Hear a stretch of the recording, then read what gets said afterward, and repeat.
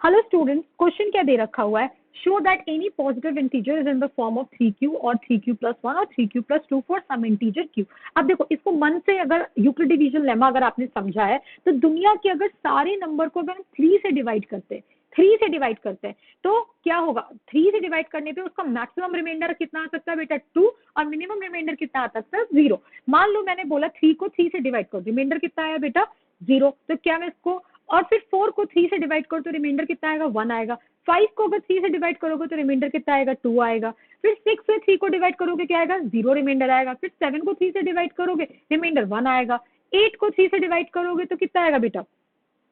Sorry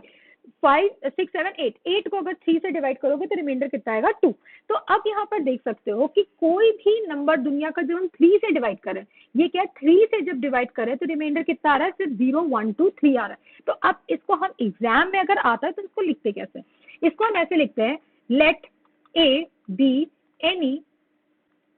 positive integer and B क्या मान लेते हैं 3, क्योंकि यहाँ 3 से डिवाइड कर रहा है, then there exist q and r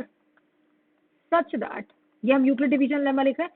such that a is equals to what बेटा 3q plus r। अब r की वैल्यू 3 से छोटी और 0 से बड़ी होगी। अब r की 3 पॉसिबल वैल्यूज क्या होंगी, r की 3 पॉसिबल वैल्यूज क्या होंगी, पॉसिबल वैल्यू ऑफ r,